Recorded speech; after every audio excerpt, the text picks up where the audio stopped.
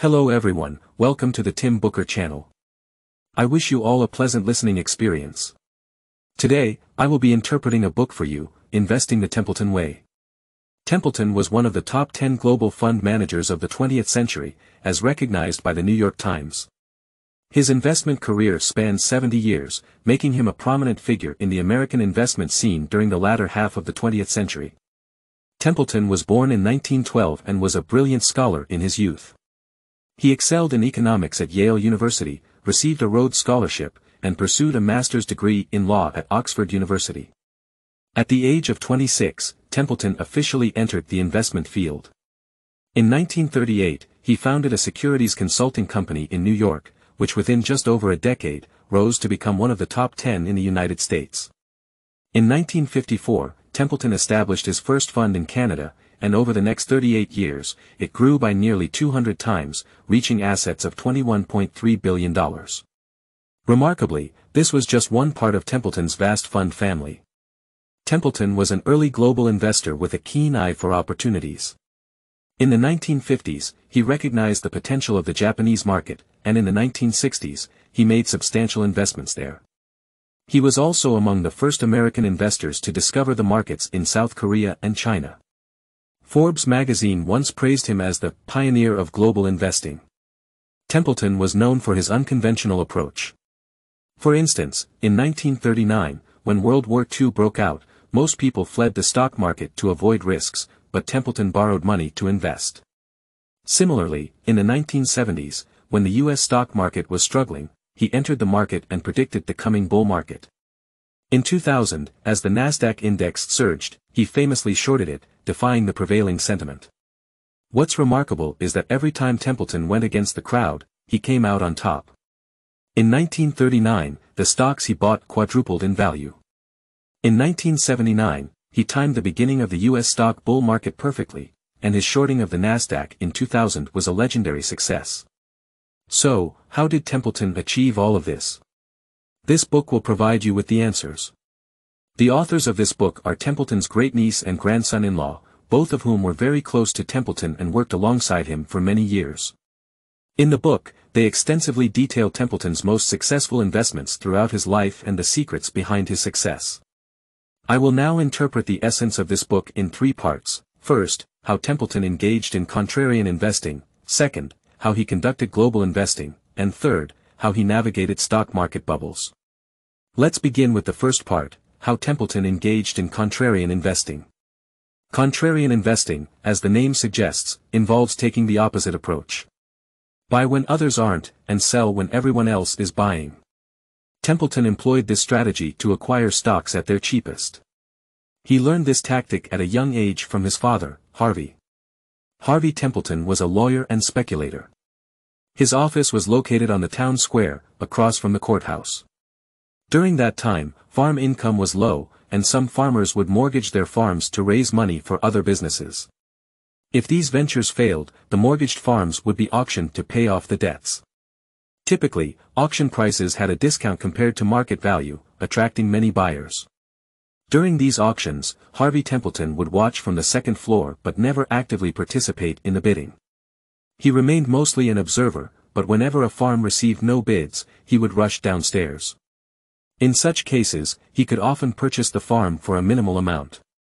In Templeton's investment career, he applied this strategy he learned from his father. He referred to himself as a bargain hunter who traveled globally in search of the cheapest stocks. Whether it was buying Japanese stocks in the 1960s, American stocks in the 1980s, or Korean stocks in 2000, his motivation was the same: finding bargains. In 2004, Templeton bought two Chinese stocks, China Mobile and China Life, and later earned tenfold returns. His reason for buying them was their undervaluation. The mechanics of the stock market are similar to farm auctions.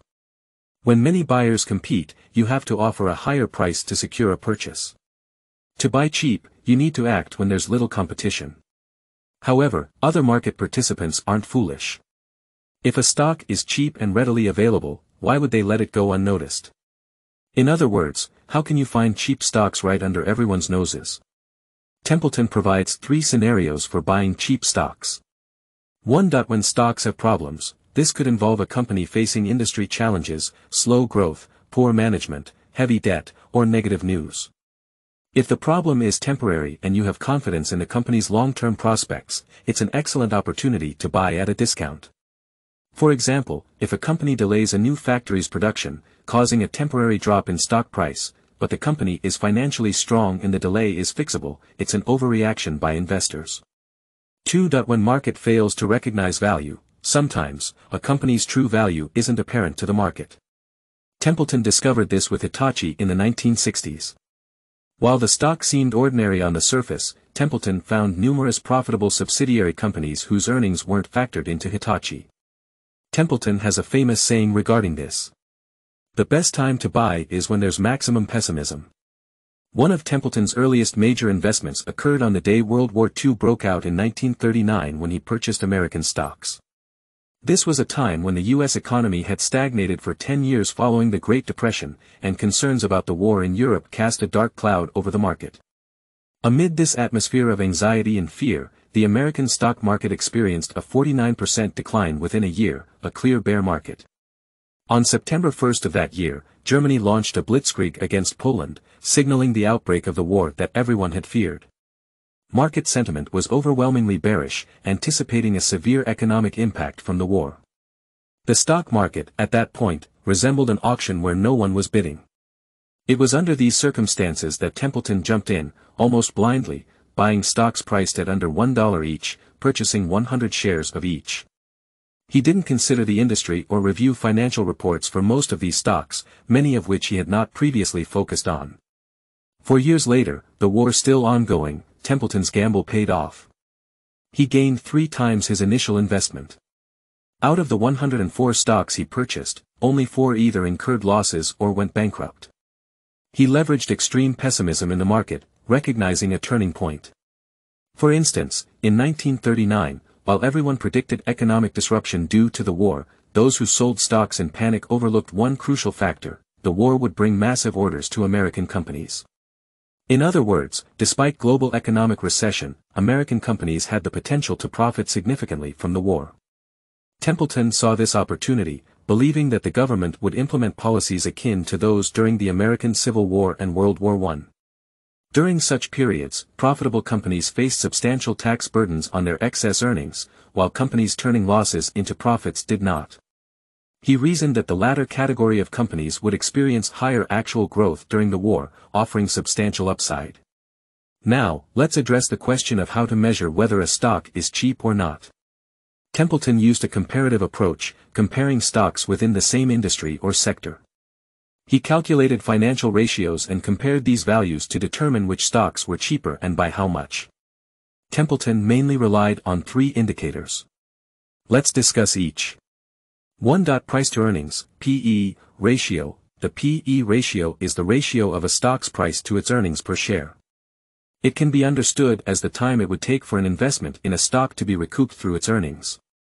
For example, a P/E ratio of 20 means it would take 20 years to recoup the investment.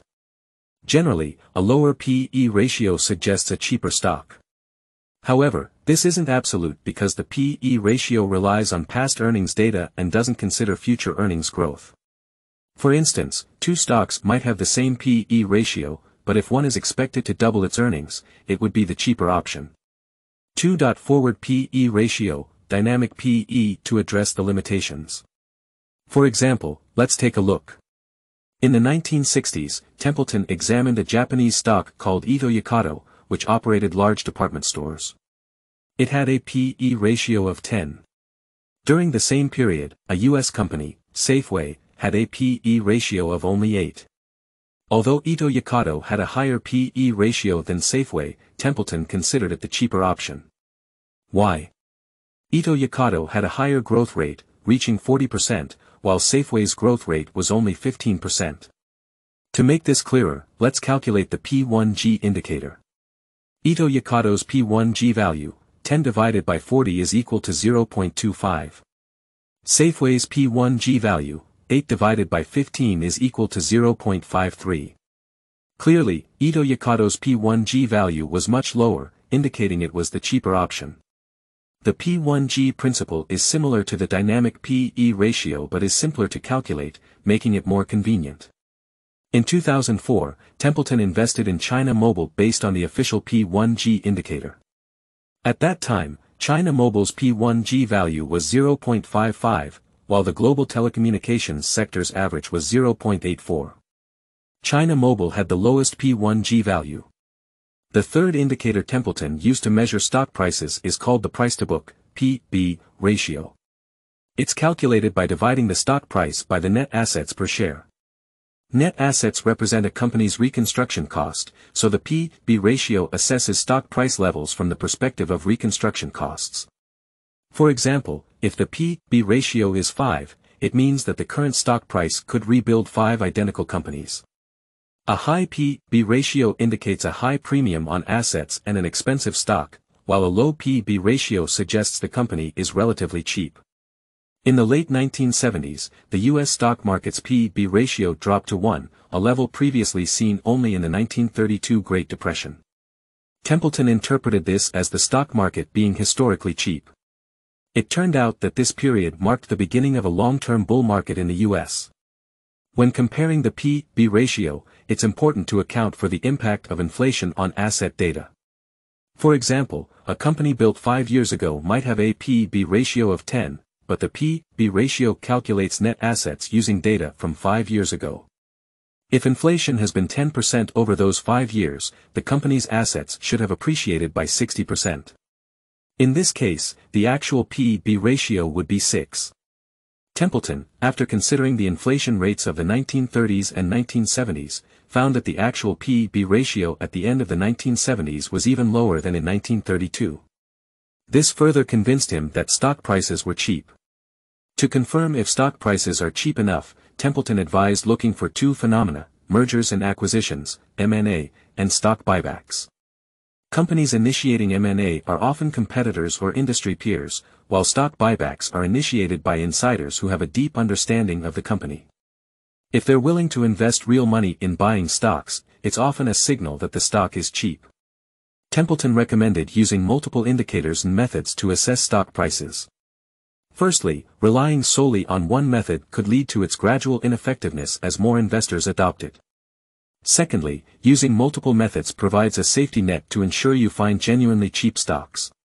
Now, let's delve into the second part of the content: how Templeton conducted global investments.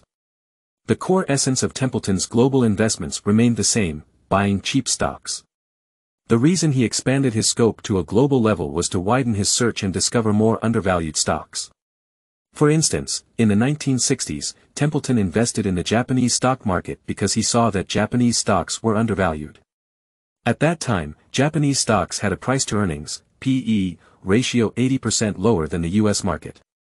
However, many American fund managers had biases against Japan. They viewed Japan as a defeated nation producing cheap everyday consumer goods and low-quality imitations, so they overlooked its economy and stocks. In reality, Japan had started upgrading its industries since the mid-1950s, shifting exports to high-value-added products like cameras, sewing machines, semiconductors, radios, and precision machinery. Its economic growth rate was 2.5 times that of the United States. Templeton recognized this background and believed that the undervalued Japanese stocks would yield substantial returns in the future. As it turned out, from 1959 to 1989, the Nikkei stock average grew 36-fold. Investors who were late to recognize Japan's transformation in the 1980s missed out. Another example is during the 1997 Asian financial crisis when most foreign investors were exiting Asian stock markets. Templeton took a different approach and made significant investments in the South Korean stock market because he still found South Korean stocks to be undervalued. After the financial crisis, South Korean stock prices were nearly halved, with average P/E ratios falling below 10. Furthermore, South Korea faced more of a short-term liquidity problem rather than the structural issues seen in countries like Thailand. After the International Monetary Fund provided assistance to South Korea, Templeton believed it would recover quickly and once again made a contrarian investment. 2 years later, his investments had grown by 267%. In the U.S. investment industry, Templeton's timing for global investing yielded significant returns. The key to his success was overcoming the challenges of limited information about overseas markets. At that time, American fund managers neglected foreign investments due to policy restrictions and, more importantly, the lack of familiarity with foreign laws, policies, and data related to foreign companies. Limited information indeed posed risks.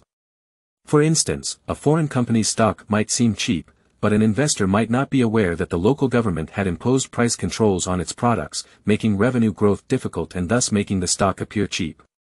To tackle this issue, Templeton advocated the "one more hour" principle. He believed that the difference between successful investors and ordinary people lies in their willingness to dedicate one more hour to understanding a situation or researching a problem. Spending that extra hour could mean reading one more report, investigating one more company, or reading one more article, and it might lead to a significant turning point. However, if you find this level of research too challenging, Templeton also suggested a more straightforward approach, investing in foreign stocks through specialized funds. Templeton himself used this method when investing in South Korea. Instead of directly purchasing South Korean stocks, he invested in a fund that focused exclusively on South Korean stocks.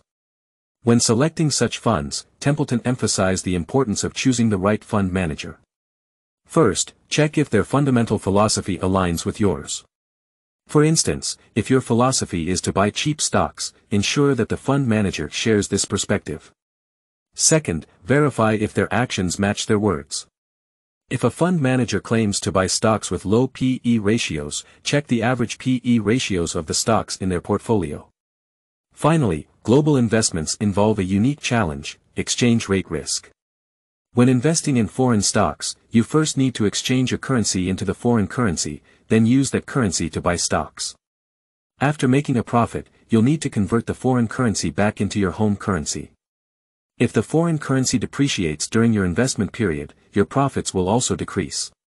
To mitigate this risk, Templeton set two conditions for the countries he invested in. First, they should have low debt and high savings rates. Second, they should heavily invest in industries to drive export growth, maintaining a trade surplus.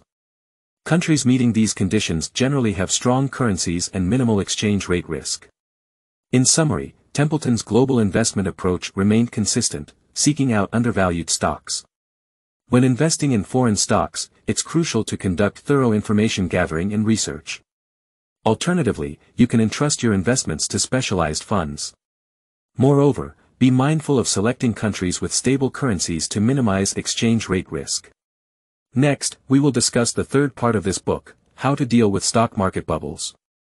Templeton had a famous saying, "Bull markets are born on pessimism, grow on skepticism, mature on optimism, and die on euphoria." This statement describes the complete cycle of a bull market. When everyone is pessimistic, a bull market begins to form. This is the time when contrarian investors should buy. However, as the market goes from pessimism to skepticism, then optimism and euphoria, everyone rushes to buy stocks, and the bull market is about to end. At this point, contrarian investors should sell their stocks and exit the market. But is there a way not only to protect against losses but also to profit during such times? Indeed, there is, and Templeton outlined two methods in this book. The first method is short selling, which means selling before buying. When stock prices are high, you sell first and buy back when prices drop, thus making a profit from the price difference. When short selling, you don't need to physically own the stocks, you can borrow them for selling, which is known as shorting. One of Templeton's most classic short selling moves was in early 2000 when he shorted US Nasdaq technology stocks. In the 1990s, Nasdaq's tech stocks experienced an unprecedented bull market, with prices increasing by tenfold or even 100-fold for many star companies. By December 1999, Nasdaq's overall P/E ratio had soared to a record 151 times earnings. The media was full of praise for the new economy, and the market was in a frenzy of buying. At this point, Templeton made the judgment that Nasdaq's bull market was ending, and the market was about to plummet. He decided to short sell. Templeton selected stocks that had gone public within the last 6 months and had risen more than threefold in value. He chose this approach because many of the tech stocks at that time were not profitable. The only way founders could make money was to cash in their stocks after going public. However, Nasdaq had rules that imposed a 6-month lockup period for new stocks, preventing founders from selling. Templeton inferred that once this lockup period expired, these founders would quickly cash out their stocks. He strategically timed his short selling for early 2000 because nearly $100 billion worth of restricted stocks were scheduled to be released in the first quarter of 2000. Templeton believed that this massive cash out would be the catalyst for a sharp decline in Nasdaq stock prices. His specific strategy was to short sell 84 stocks that met these criteria, totaling $185 million. In the second week of March 2000, Nasdaq plummeted, and many of the stocks Templeton shorted fell by as much as 90%. This short-selling strategy resulted in substantial profits. However, it's essential to note that short-selling comes with significant risks. On one hand, stock prices can only drop to zero, limiting potential gains. On the other hand, there's no limit to how much they can rise, exposing you to potentially unlimited losses. Moreover, timing short sales correctly can be challenging, as the bursting of a stock market bubble tends to follow a process.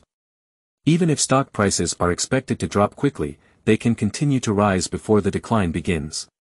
This makes short selling a strategy that requires advanced trading skills and might not be suitable for most ordinary investors.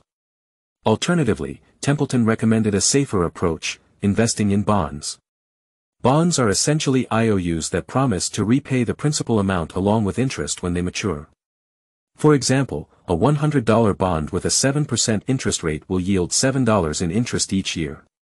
Generally, bond interest rates are higher than those of regular bank savings accounts. When the stock market is at its peak, moving your funds into bonds can shield you from stock price declines while providing you with a stable source of interest income.